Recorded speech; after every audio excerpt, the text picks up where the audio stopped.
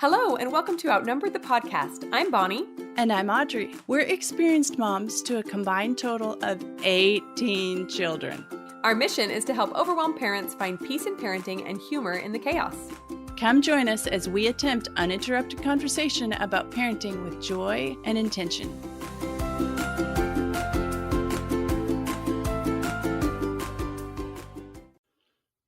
Welcome back, guys. We are thrilled to be talking about today's episode because it's something that Audrey and I need all the time. Right, Audrey? Yeah. So we're talking about when dad or mom will interject when the other spouse travels and you're left home alone. It's a really tricky time. It's incredibly stressful, incredibly overwhelming. So we're excited to share some tips and some takeaways that we have for you today. Okay, first of all, we got a really sweet comment on Instagram that we wanted to share. It's from Ms. Birdsall. It says, I so appreciate this podcast. I have been looking for women local to me who have conservative, modest, large families and who know what to tell us young mamas. Y'all are an answer to prayers in a lot of ways.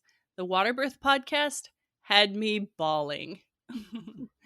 Oh, thank you. We really appreciate that sweet comment. You can follow us on Instagram at Outnumbered the Podcast. And that's really, part of what we're trying to do here is build a community where we can share our experience and wisdom maybe and chaos and joy.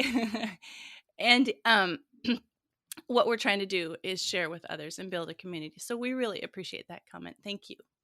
Yes, that was beautiful. Thanks so much. I love that we have social media now because when I was a younger mom, there was so much loneliness and so much confusion and question about how to best live and how to best parent my kids. So I'm grateful that we have this opportunity to create a community with people all over the world. So thanks for being here. Yeah, social media and technology can be a double-edged sword, can it? Ain't that the truth? Yep. Okay, so just to start off, we wanted to share that both Audrey and I have husbands who travel.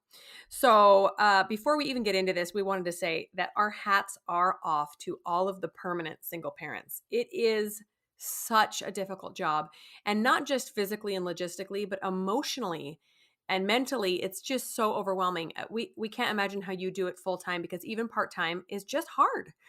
And parenting while the other one travels has its own kind of tricky logistics because you're used to having that spouse around and then they just up and leave and you're like, oh shoot, I gotta, okay, shift. And then they come back, shift again, bring them back in, A quick side note is when I was a teen, my dad worked out of the country for a while. And my mom said it was almost harder to have him home because they'd gotten in such a routine of having him gone that then he'd come back and she's like, oh, switch everything back up, and then they'd get into that routine and then he'd leave again, so it's a struggle and we totally feel you if you experience this as well. Yeah, it is a little bit of a horse of a different color than being a single parent because a single parent never has the other spouse, whereas with the in and out spouse, because they travel with work, it is a little bit different dynamic because like you were saying, you have to shift the kids and yourself to be used to one thing and then another and then back and forth. So it is a little bit different, and we do understand that single parenting is an amazingly difficult experience. All right, so we're going to share 3 key things to remember when you're parenting solo. And then we will follow that up with 6 tips for surviving when the other parent is gone. Okay, we're going to start with the first thing to remember. Temporary single parenting is survival time. Go back and listen to episode 20. You've got to learn how to have grace with yourself and patience with the overwhelm. And your kids are going to be so out of sorts that you've got to have an extra measure of grace and calm in yourself to be able to help them. Okay, the second thing to remember is, this might sound silly, but this was really important for me. It's not your spouse's fault that he or she has to travel. I mean, sort of, because they have the job, obviously, but it's still their job. So this has been difficult for me to remember sometimes because sometimes I resent the fact that my husband is gone and I resent the places he gets to go because just for those of you who don't know, my husband works for a travel company. And so his work trips are like Paris and, going to all these amazing churches and museums because he has to figure out where a good place is to sell trips to, So it's not like he's cooped up in a stinky motel in Iowa. He's like in these amazing places, and I'm stuck at home with all these kids in diapers just cursing his name, or just the sleeping alone thing. Oh, how Yeah. tough it must be for you to sleep by yourself in a hotel room. But on those lines, it's just good to remember that traveling for work is still work and it's still exhausting. It's just work in another place and often with jet lag attached. So it's not necessarily easy for them either. I'm sure there are some people that travel for work and it's amazing, but for most of our spouses, it's not easy and necessarily fun either. So just try not to blame your spouse that life is extra hard when you're gone, because then that just creates resentment and anger when you need your spouse back. Yeah, exactly. And it is really difficult for my husband when he travels because it's often to the opposite coast. And so the time zone just throws him off completely. And he's up like at 5 o'clock in the morning. And then by, you know, 6, 7 o'clock in the evening, he's ready to go to bed and everybody's getting ready to go out to eat. And he's like, I have to go, do a company supper with these guys. And all I want to do is go to bed. So the time zone's difficult for my husband when he travels. But also, sleeping in a bed by himself is hard because he's so used to having kids in bed that he says he takes the pillows and stacks them around him and tries to pretend like they're kids, but none of the pillows kick That's him, cute. so that doesn't help. That's really uh, cute. and then eating different food and just being on a completely different schedule and all that. It is really hard on my husband when he travels. So I try to keep that in mind too. It's hard, super hard on me when he travels, but it's really hard on him when he travels. Right. All right. A third thing to remember is it's also not your kid's fault that you are overwhelmed and struggling when your spouse is gone. So they don't really identify it as well as we do. Oh, my spouse is gone and so I'm feeling out of sorts. They just know that they're not feeling right because half of their parenting unit is gone. Right. You can try to get them on your side by explaining the situation and how everybody misses daddy and everybody needs to pull together to get through the time when they're gone. Yeah, that's a great point. It took me a long time to figure that out. And to be fair, when your kids are little, they're not really going to understand. But as your kids get old enough to communicate and to empathize, pulling them aside when dad leaves or mom leaves and saying, "Hey, remember this is the time when dad is traveling. It's important for us to all work together." And I've been amazed at how much more considerate my kids are to me and how much more patient they are with each other because they know it's a tricky time, especially for me, and they'll try to do better. And then we can plan in some fun things to make it not so hard for all of us. We'll talk more about that in a minute. Yeah, let's jump into the tips section because this is really what makes it survivable when our spouse is gone. Yes, totally. Okay, so my number one tip is to be prepared. So occasionally my husband will be traveling a lot and there will be a trip that I just miss. Like I forget that it's happening. It's on the calendar and I don't notice, or I forget to put it on the calendar. And then all of a sudden he's just gone with like half a day's notice, right? And that's really, really hard for me. It's extra hard because I haven't prepared myself either emotionally or logistically to be without a spouse for that week or few days. So just like you'd prepare your own family if you need to leave town. So for example, I'm leaving town tomorrow and I have like a laundry list of all the things that need to be done, right? Some meals prepped, some play dates planned, a sitter planned, etc. You have to also prepare yourself and your kids for when the other parent leaves. And some of these things can be similar to what you do when you leave. Like you can prep meals ahead of time. Maybe when dad's home, you guys can work together on a couple of meals that then just get frozen. So you're not scrambling and stressed out when everybody's hungry and there's no parent to spell you. You can try to get caught up on laundry or housework before your spouse leaves so that you can kind of chill a little bit and not be so overwhelmed. And then just like I said, emotionally prepare yourself as well for a few days. Like, okay, don't take on any extra projects. Don't volunteer for anything because I'm going to be spouseless for a couple of days. Just prepare to for a tough time, and it'll be so much easier when you know what's coming.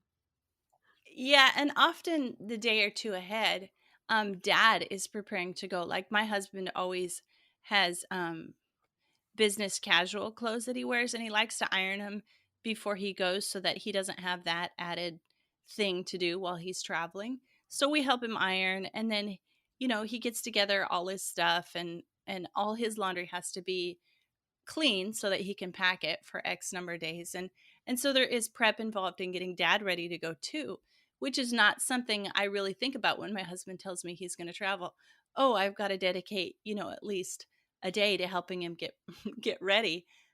And then to think about, preparing for his absence on my end too. So, yeah, there is some thought that's required ahead to get everybody ready for the time. All right, tip number 2, allow yourself to feel whatever you need to feel.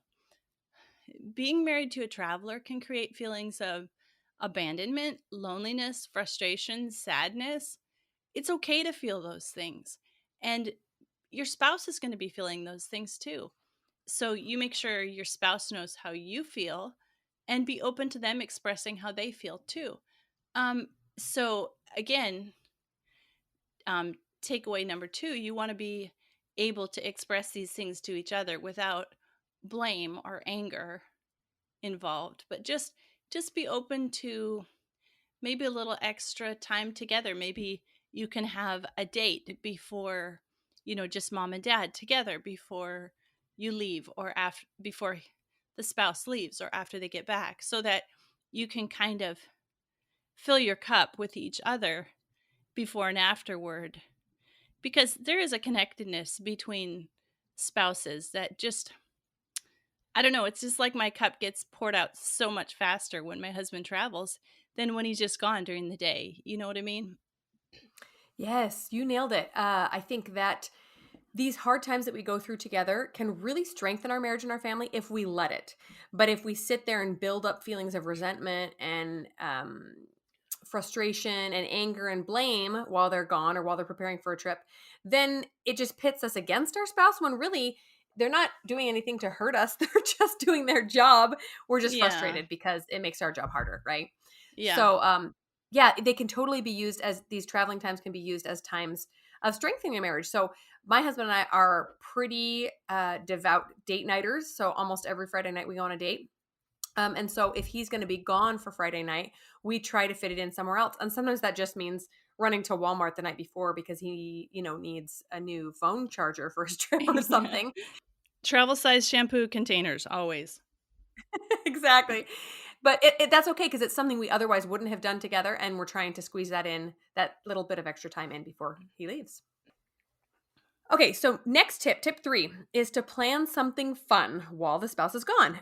So you can plan something fun with the kids. So, like, sometimes we'll skip our schoolwork for the day and we'll just go to the movies in the middle of the day just because we can and we feel like it. Or we'll just eat some junk food for dinner. We'll order pizza and eat some popcorn and watch a movie or something. Sometimes we'll invite cousins or friends over. We'll let the kids sleep in a pillow fort, just anything that is a little bit extra fun to make it seem like a special occasion instead of just, well, more daily drudgery. Only now we get to do it without dad around, make it a little bit exciting. And then also you can plan something fun for yourself. So I like to plan date nights out with friends. Now, obviously, some of this requires, a babysitter or an older kid to watch the littles. But if you can swing it, getting your hair, your nails done, some sort of special occasion, self care or pampering, and sometimes just being alone for a while. I've been known to just go to the library while I have a local teenager sitting with my kids, just so I don't have to be yelled at 24/7 while my husband's gone. I've even taken big road trips while my husband was out of town for like 10 days because I couldn't bear to stay in the house by myself with all these little kids. And while I don't necessarily recommend that, it's a lot of stress. It can also be really fun. We have some great memories of doing that together. So, just some ideas. That totally reminds me when my husband and I were newlyweds before we had any kids. And his job was as a customer service rep, the German speaking customer service rep.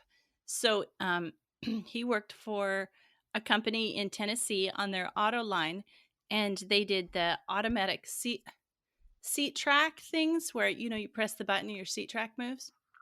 Interesting. Yeah, for Mercedes Benz and some other German car companies. So when there was a problem in the line, he would have to go to Austria, Luxembourg, and Germany to help sort out these problems. And with the days traveling there and the days fixing the problem, and the days traveling back, he would be gone up to a week. We lived a couple states away from his family, and there was nobody there that I knew. So when he would travel, I would drive back up a couple states, to where his family lived and just hang out with them and kinda, switch up my routine and be completely different because, oh man, I hated that so bad. I was completely by myself, which, it's hard to your spouse be gone and you be with children, but that was talk about loneliness and stuff. And he had all the same feelings because, he's leaving his newlywed wife and in a different country, and you can't communicate, because of the huge time zone. You can't really talk to each other very much. Yeah. Yeah. And so he was feeling all the same stuff too, but at least he had the comfort knowing I was hanging out with his family, and they have a health food store which in it has a restaurant, muffins and coffee and an espresso bar and all that. So like he could picture me just kind of hanging with the family and not all by myself way down out in the middle of nowhere.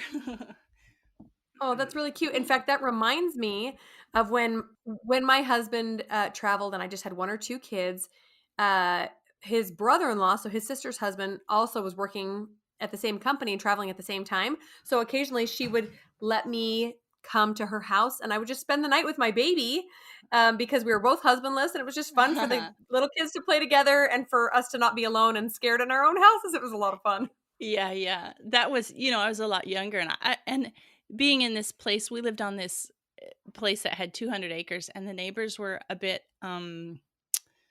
wild. And I was kind of scared to stay there by myself. So anyway, yeah, that was cool. Okay, back to tip 3, planning something fun.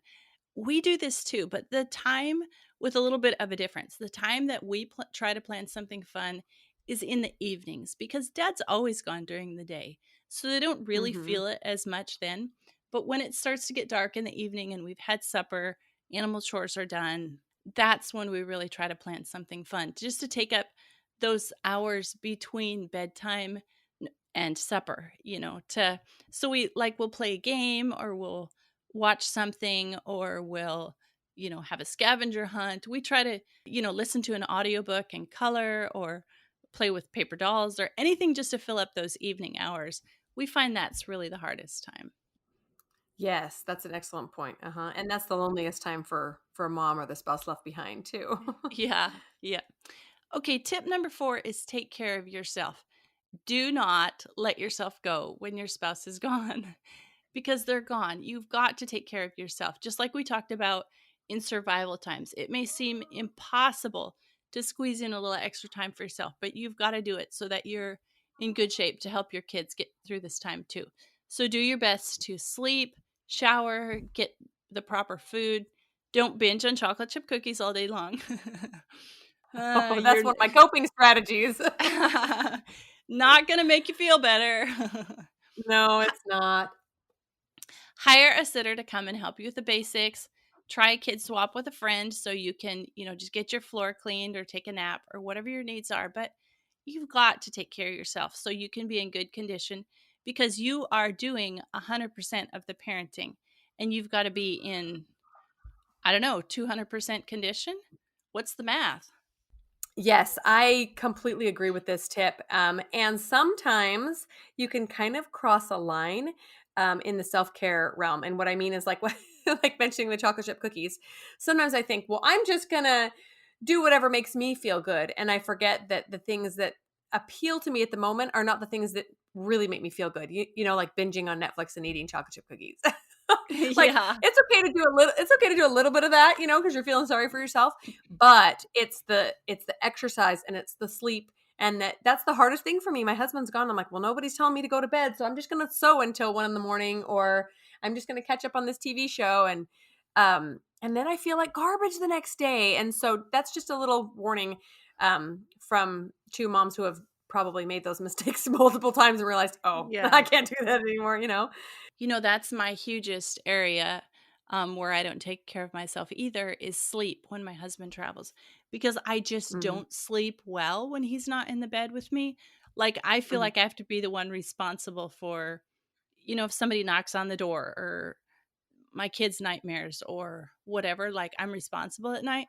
And somehow it affects my sleep and I just don't sleep well. So I do tend to stay up later sewing or reading or listening to a podcast or whatever, and it doesn't help me at all be in good Right. condition the next morning to take care of my kids. But if I am just in bed, even if I'm awake, if I'm, in a horizontal position and relaxing, it does help me be more rested the next day, even if I haven't been going through sleep cycles. Yeah. Yeah, exactly. I was so bad at this in younger years. I'm getting better simply because I just can't survive all these children all day long if I get to bed at like Yeah. I will. I no longer get to bed past midnight ever because it kills me, but much of that has come from learning the hard way. Miranda Anderson on the Live Free Creative podcast has a really nice episode on sleep. So we'll link that one in the show notes. Yeah. So I'm glad that you also brought up the responsibility of keeping your family safe because this is something that society kind of downplays those traditional men women roles of mom being the nurturer and dad being the protector. But that's still the case in my house. And it used to freak me out when my husband would travel because that meant, yeah, anyone could break in, anyone could try to snatch my kid. Every horrible scenario possible was going through my mind. And so I just wanted to interject that you do whatever it takes to help you feel safe. So if you're normally just the kind that latches the little latch on the kitchen, get a big latch. Get a big deadbolt or whatever it takes to keep you safe. Maybe there is a guy, one of your neighbors, or a grandpa, or someone in your church congregation who could come check on you in the evening time. I've had that happen before, like, oh, I'm just a little bit nervous. I'm hearing some sounds. Can you come swing by the house? And some friends have done that for me. So that's a real concern. And don't feel silly if that's one of your concerns. I will share that when my babies were little, it used to really bother me, the safety aspect, and I would feel really freaked out. And then as soon as my oldest got to be maybe 5 or 6, it stopped being such an issue. And I couldn't figure out why. I think maybe I thought as soon as I could have a conversation with a kid, he'd help protect me or something. I don't know. It was pretty silly, but Mm, it's not as big a concern for me now, but I totally understand it if it is a concern for you. So just do whatever it takes to help yourself feel comfortable and safe. yes. Yes. I definitely, now that my 19-year-old son, huge son, is here, I definitely feel safer when my husband travels. And it's just because if some stranger man shows up, I can send my son out, and it's probably just a mental thing for me, but it really does make a difference feeling like I've got a man here to protect me. Yes, absolutely. Okay, so tip 5, make sure to connect with your spouse while he or she is traveling, if at all possible. So, like Audrey mentioned, sometimes when it's international travel, it's kind of a logistical nightmare, or maybe not even possible at all to catch each other while you're both awake. But sometimes we'll try to plan a time like right before my husband goes to bed, um, or first thing when he wakes up before I go to sleep, etc. So see if there's a way you can do that. And if you can't live, like with a phone call or a FaceTime chat, you can do it via email. When we were dating, we emailed a lot, and I still remember those times as really being fun interactions. So even if they're not live, that can be fun to just shoot each other a text or an email saying you're thinking of them. And then, like we said before, to really reconnect when he or she returns. So it's easy to see your husband walk in the door and dump all the unfinished housework and projects and all your woes and emotions on him and then bail. Like, oh, I'm so glad you're home. See you later. Yeah. I'm going to the store. But, try to be considerate of him like you'd want him to be considerate of you. Allow him some time to rest and recuperate and then reconnect like on a date or some one-on-one time if possible. So I kind of try to apply that, not dumping everything on them when we talk on a daily basis. So we usually do FaceTime because it helps the little kids see daddy in person. And I try to be careful if I'm emailing or calling or whatever with my husband, FaceTiming, not to dump on him all my woes and emotions during that phone call, because I have to try to keep in mind, going back to, the takeaway number 2 is that it's not easy for them to travel. And when my husband senses distress from me when he travels, when he's on travel, that makes it even harder on him. So I try to be very judicious about what I share with him when he calls and when we're FaceTiming, and have a smile on my face and try to be positive and upbeat and save the really bad stuff for when they get back. That's an excellent point. In fact, I've even tried to not do so much of that when my husband always calls me on his way home from work, so we have a chance to chat before kids swarm him. Yeah, And mine does even too. then, that's the first thing I wanna do is go, "You will not believe what your kid did today," and I try to at least hear about his day first before I do all that. Yeah. But at least he can come home and help me solve the problem, whereas if he's, you know, in Austria, there's nothing he can do about it except for stress out about it, and so that's not a very Mhm. kind thing for me. But sometimes I just need someone to share the stress with me. It's hard, really hard.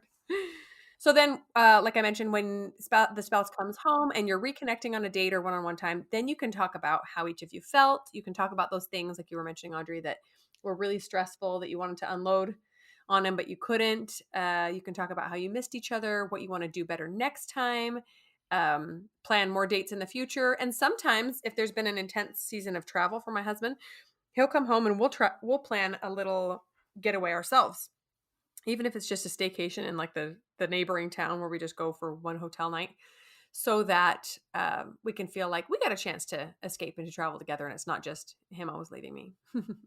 Yeah, those are excellent ideas. Okay, tip number 6 is kind of like tip number 3. Plan something fun, but something I try to do is help the kids adapt by relaxing the rules a little bit when dad's gone. So the house doesn't have to be as clean. Usually, I talked about this way back in episode 3 on our episode about kids and chores. We usually have an afternoon chore time, but we kind of relax that when dad gets home. It's not that we don't clean the house, but it's not this rapid cleaning at 4 o'clock because dad's on his way home. Maybe we just clean it up before we go to bed or before we do our fun thing in the evening. And the meals, like you said, they don't have to be as formal.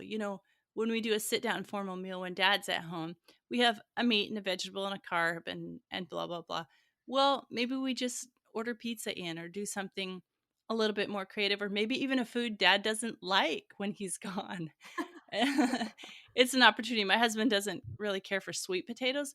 And so, we still have sweet potatoes, but if we make it an event because dad's gone, it just seems more fun. But one caveat is to keep in place sanity savers.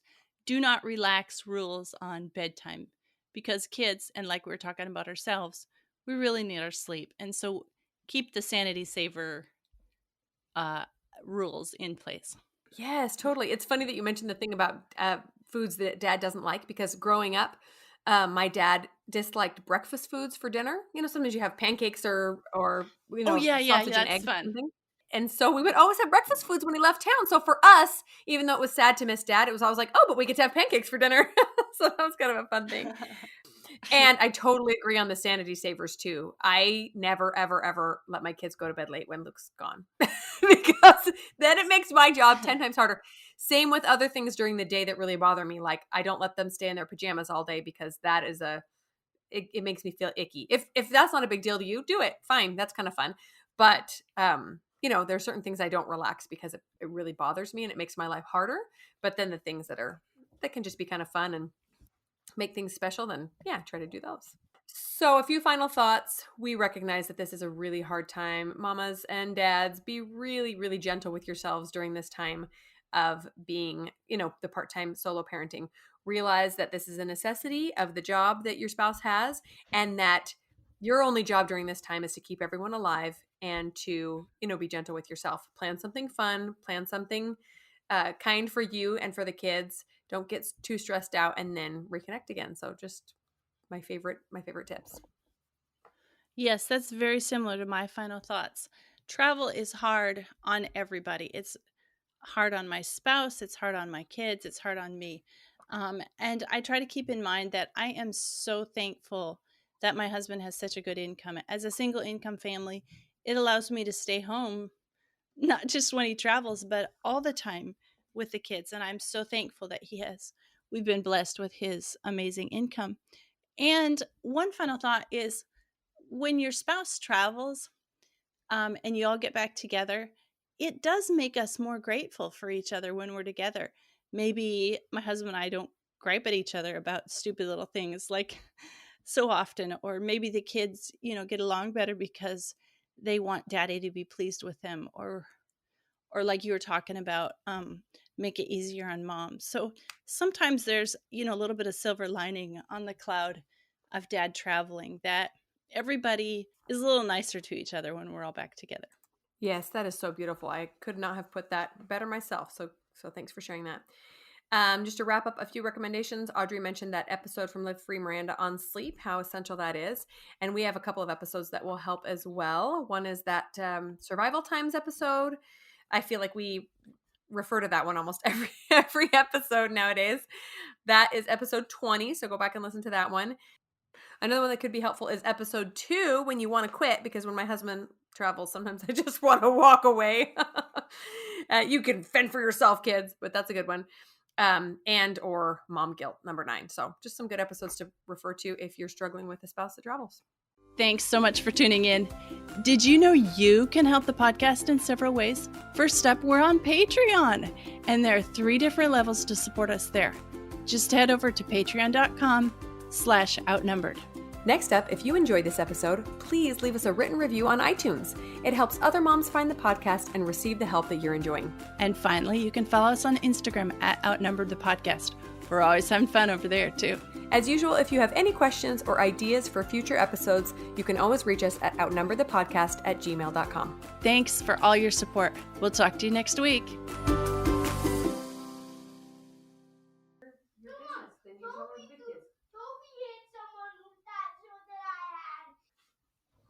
My boys got some new plastic swords recently, and it's nothing but drama. Oh, yep. Somebody hit somebody else, and I'm gonna, and I'm constantly threatening. I'm just gonna put them in the garbage if you keep hitting each other. And it's not like, Yeah.